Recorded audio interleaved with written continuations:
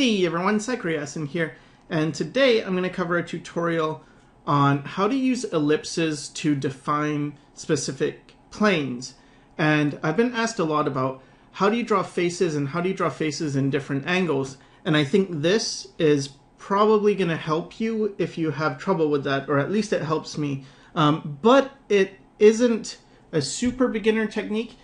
Because it requires the ability to understand what a plane is, so that's a flat 2D surface. That's a plane, this is a plane, and it's spelled plane, like the one in the sky. But it's just a flat two-dimensional surface. And to understand a bit about perspective, and then what you have to be able to do is draw ovals, like this, or ellipses, and draw them within planes, so to describe a plane. So if you can do that, then this technique will probably work for you.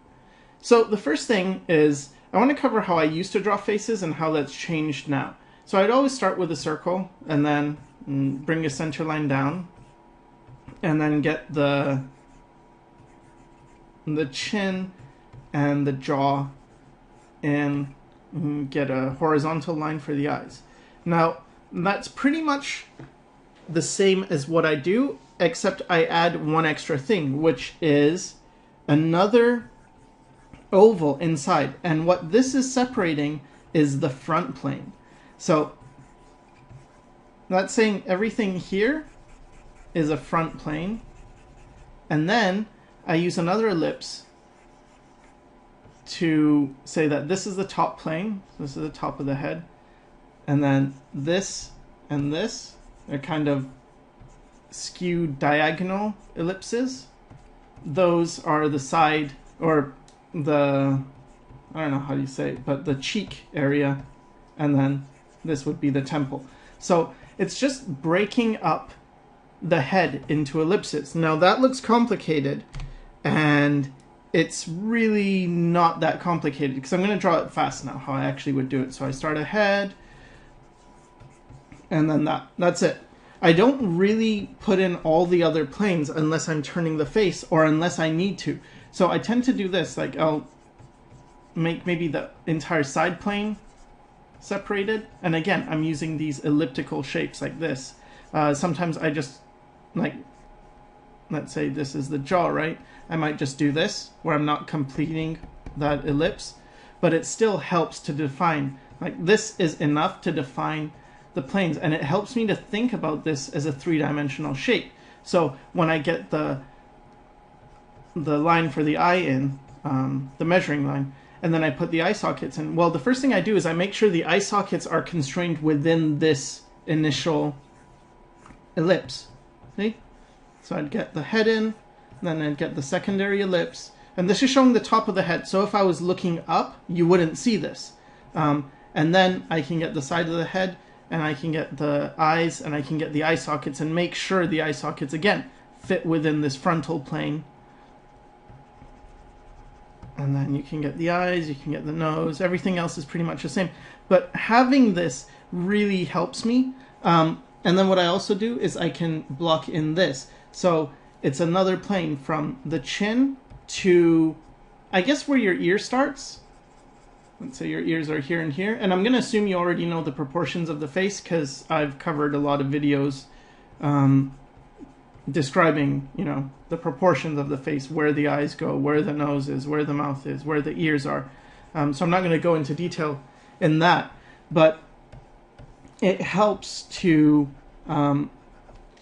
go from where the ear starts, like the earlobe, that, I don't know what it's called, not the earlobe, that ear flap thingy. You go from that, and then you go down to the chin. And again, it separates the face into planes. So I have a few planes here. And I don't know, for me anyway, it's very helpful.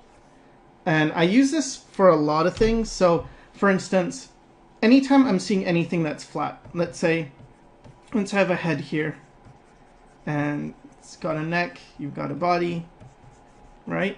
So right now, all this is very flat. It's just a stick man, right?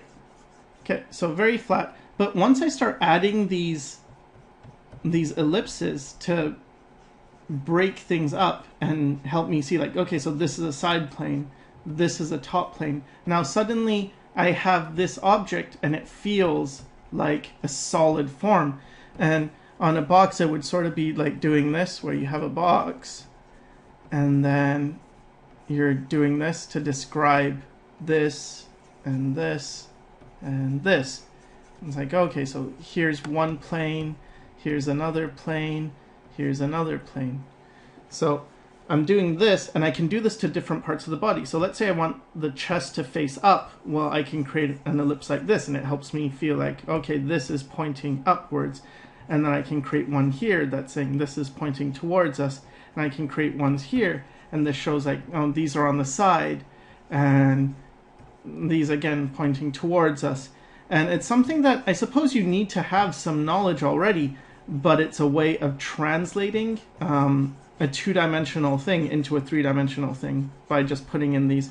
And I don't know if this is going to help everyone, because again, I mentioned that it helps me, but I don't know. I don't know if it's that easy to do, because maybe it's a very advanced thing, or maybe it's very simple. I'm not sure. But again, it just helps me when I have these ellipses to break down the planes.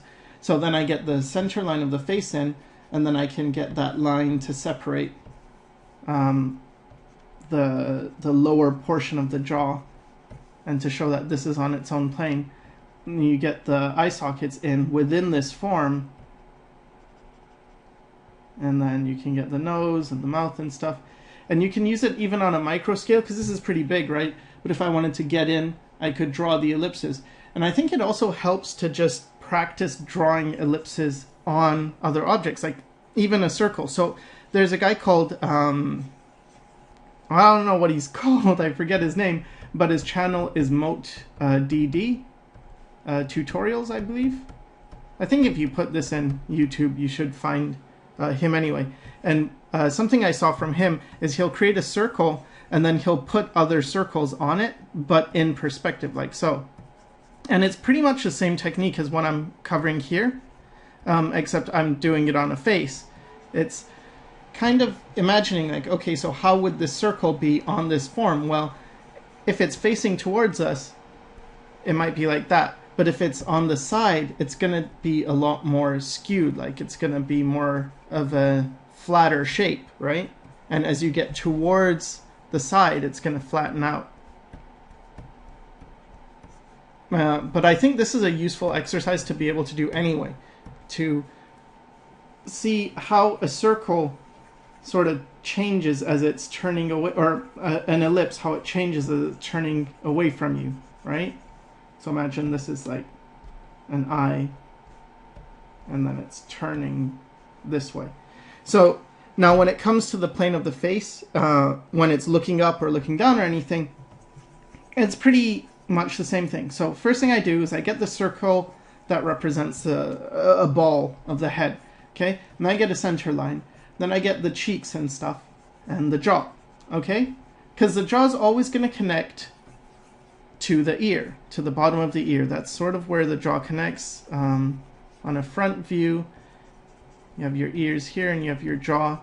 And this part of the ear comes forward in front of the jaw, and this part of the ear comes, or wait, no, the jaw comes in front of the ear, sorry, and then the ear comes in front of the temple.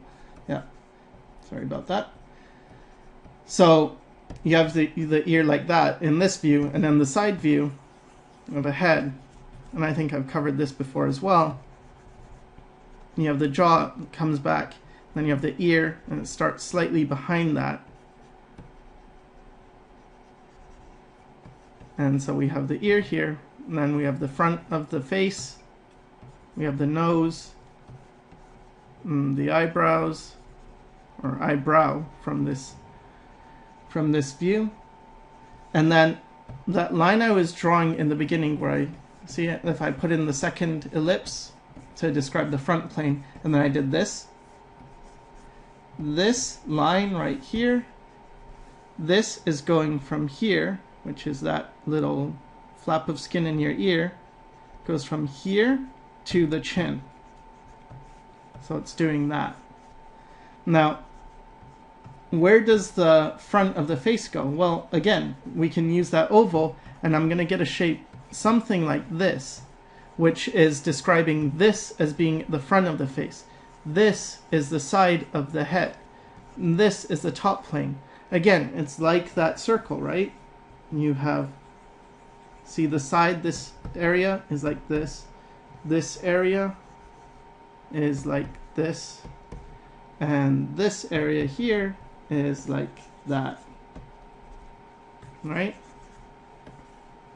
And you can have as many as, you can divide this like however you want, so long as you feel it's going around. But anyway, so to go back to this, okay, so I get the basic head shape in, then I go ahead and I put in this ellipse, and I can put in this line right here, and now that's separated the face into two portions. The entire, all the features are going to be in this portion. This is where the jaw is, so this is where the ear is. Now the ear is the same. It goes, the nose is at the bottom of the ear here, and the eyebrows are at the top. So here. So here now I have my placement. I can get, again, the center line. So I get the placement of the nose. Now it's important to remember, you have your center line, right?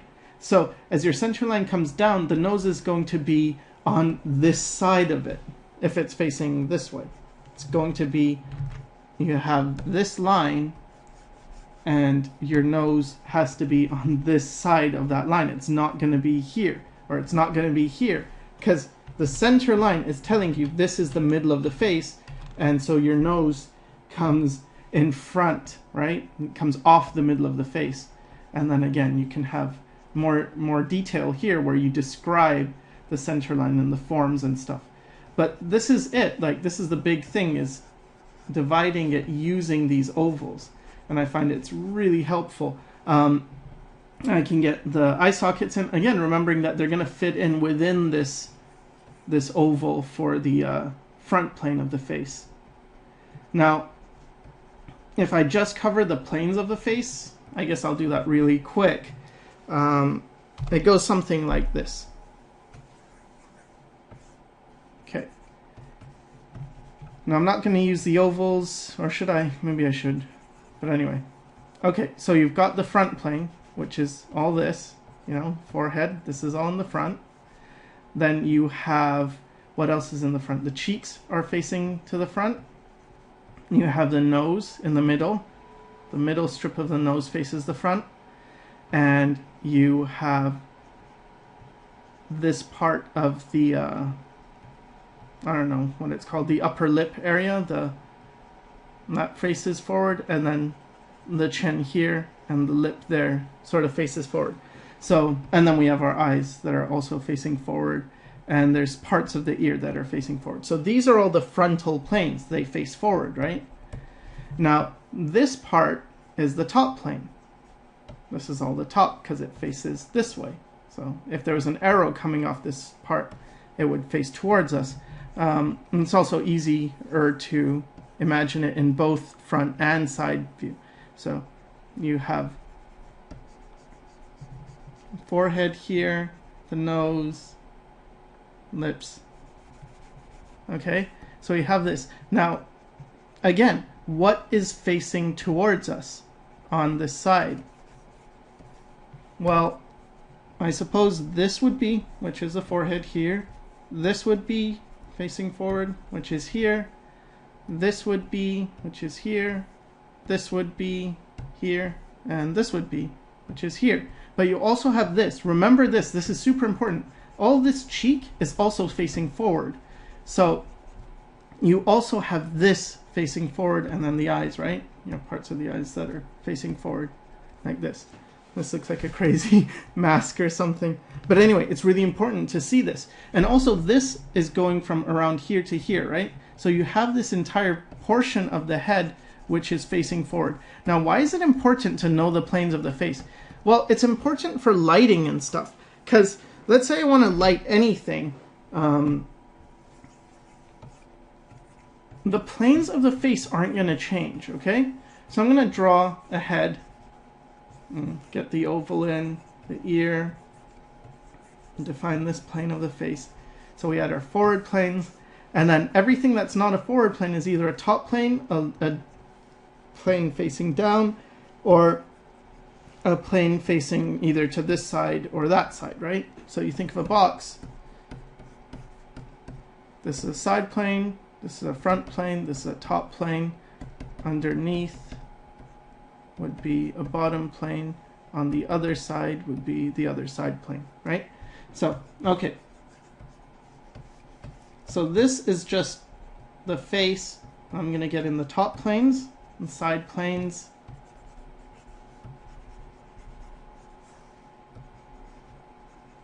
The eye sockets. This is the front plane. And the mouth, right? Okay. And this is also facing the top. Now this part is facing forward, but it's also going a little bit down like this, because you see on the side view anyway, or even you can see here, right? You have your cheek, and then this comes down, and then you have your chin. Okay, so because this is going down, it's a down plane. It's facing down, right? So we have that. Okay, so we have this basic face. Now what I'm going to do is define it in different ways based on light. So let's say, actually, let me just put it all in shadow first so we can light it up. Okay. Now I can define it with light. Okay, so where's the light coming from? That's always the first thing to ask. Well, let's say the light's coming from here, right? So what's it going to hit? It's going to hit all the top planes. So what we can do is, yeah, that's a top plane, right? So it gets light hitting it. That's a top plane. That's a top plane. That's a top plane. That's a top plane. And then I'm going to ignore cast shadows for now and just focus on the planes. But again, you get that. It's like, okay, now these planes are facing down, but they're also facing a bit forward. So they're going to get some light, but not as much as the places that are facing really forward. And the places that are perpendicular to the light, they get the highlight. So let's say this area, you know, right here, maybe there's a spot on the nose. But this is how you know where to put the lights. Now, everything that's remaining is the shadow, right? So there's areas facing away from the light which would really get shadow, or areas that are sort of, you know, crevices and things, they would get much darker shadow. So if the light's coming here, the top is still going to be lighter because it's still getting some light if the light's coming from this way than this side. You know, this is away from the light, so it's going to get much darker. Okay? So that's one lighting option, right? But let's try something else. Let's say the light is coming from below. It's coming here. So then we hit all the bottom planes. Well, that's a bottom plane. There's a bottom plane underneath the eyes.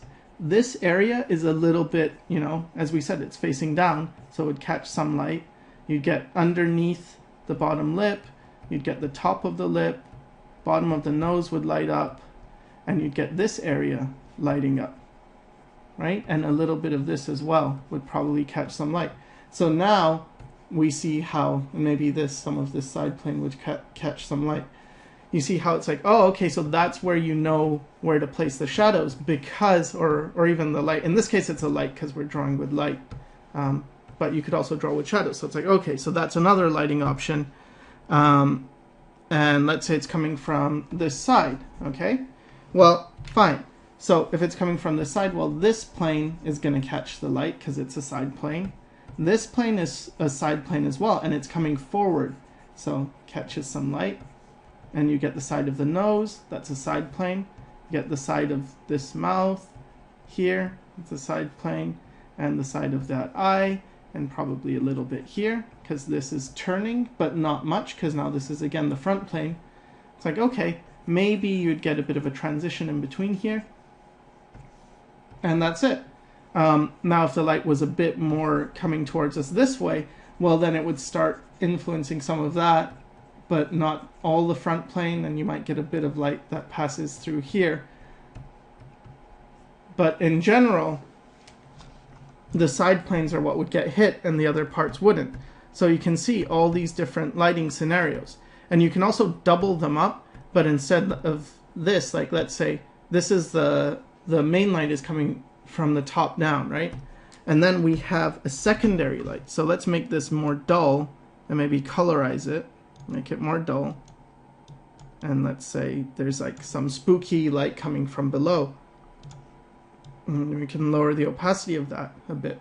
So it's like, oh, now you have a main light source with some reflected light, and that's about the planes of the face.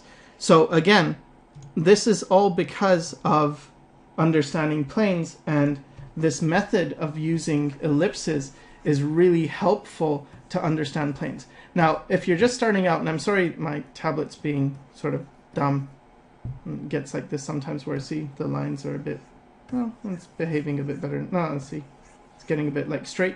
But anyway, if you're new to ellipses, this is what you want to do. Every day, just practice doing ellipses like this. Different shapes, different sizes. You can practice some circle ones, some taller ones like that. But this is what you want to practice over and over. It's just doing this. It doesn't mean you only do this, but this is sort of what I do as an exercise anyway. I know Cynics likes to do these kind of spiral things.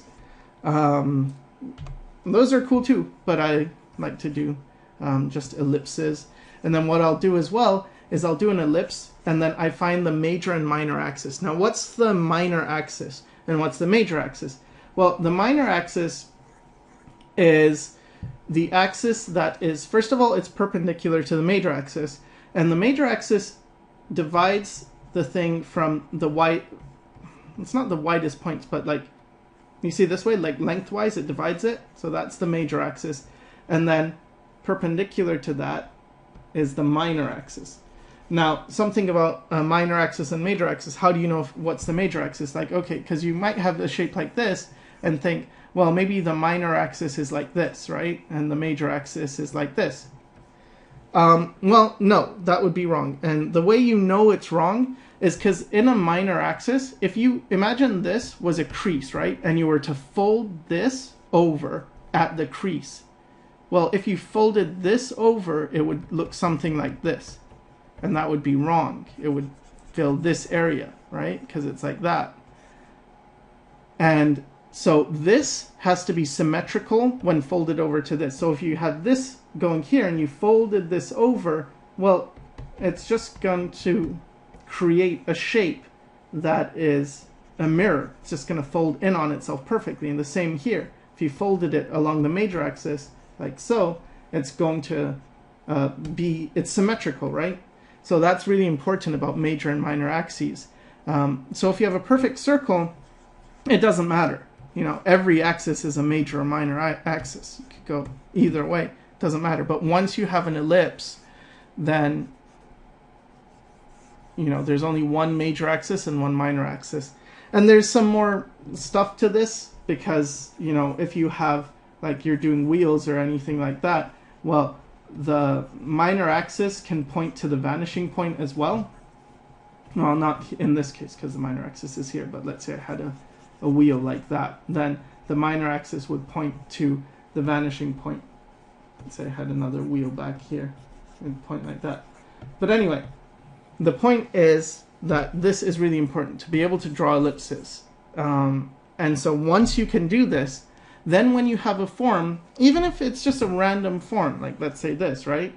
See if you can break it up with ellipses because, okay, let's say I'm just thinking about it. Well, what if I put an ellipse like this? Suddenly this plane is facing somewhere. It's like, oh, okay, well, what about this? Well, maybe if I put an ellipse on it, it would be like that.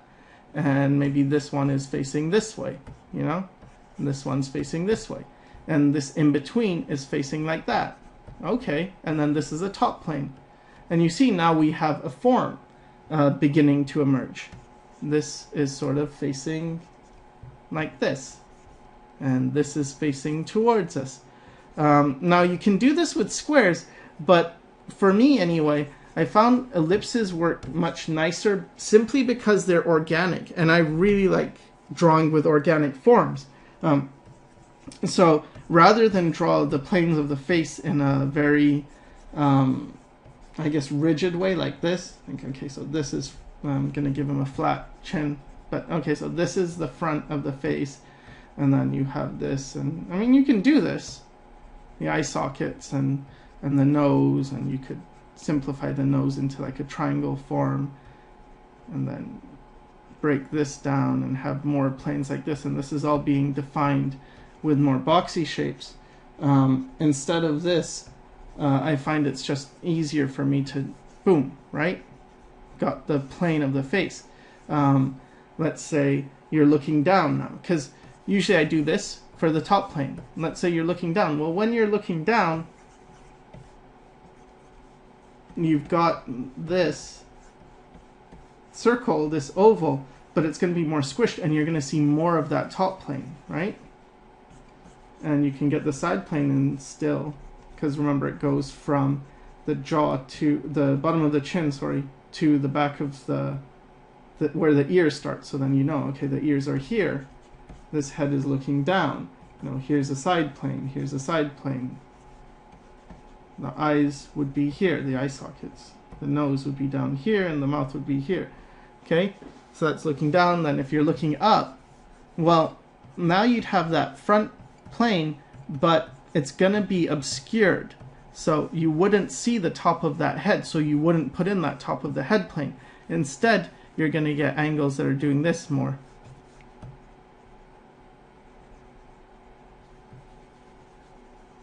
Okay, now, I hope that makes sense. Again, I can get this plane in, and now if I'm going to paint this guy, or light this guy, if I'm going to add shadows, well, again, it's very easy to, or at least it's much easier to know, okay, well, what plane is facing where?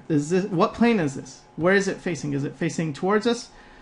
Well, there's going to be a plane on the cheek, where if you think of a cheek, right, you think of it like this from a side view. Let's say the eye is here. So here's the cheek. There's the mouth, whatever, right?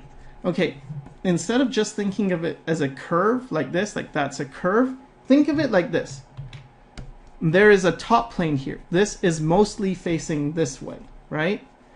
There is a front plane here. Now you might say, well, how do I know which one's the front? Like, where does the front start? Does the front start just here? Does it start here? Like this? And that's up to you for your judgment. I tend to look at this and say, like, roughly this is facing more towards this than up. So I think of, okay, that's the front plane, and then this is a bottom plane. So this is what you've got to start thinking of, is dividing the face. So it's like, what is pointing down? What is pointing, like this pointing down, this is pointing down. What is pointing forward? This is pointing forward. This is pointing forward here. And then what is pointing up? Well, actually, that's pointing up. This part's pointing forward. This part's pointing up. And like this. So again, this isn't that easy, but it's something that you should be able to do with practice. You've got to be drawing a lot. And this is why drawing is very important. Again, we can take this and translate it to something like this. Oh, this is pointing up. This is pointing up. This part of the nose, right? Here, it's still going to be there. It's going to be here. That's pointing up. This part of the eye is pointing up. Like that, right? All this top plane is pointing up. And it sort of fades down. But this is letting us know where the lighting would go. So I think that's pretty much it. I really hope this helped, because it really helps me to visualize things. But again, I understand that it might be a little more advanced for people who are starting out. But this is really why I keep stressing draw, draw, draw. Because when you draw, these things start to make sense in your head. Trust me, just keep drawing and drawing and drawing, and it will start to make sense, and you'll be able to do things like this. So again, hope that helped, and thanks for watching.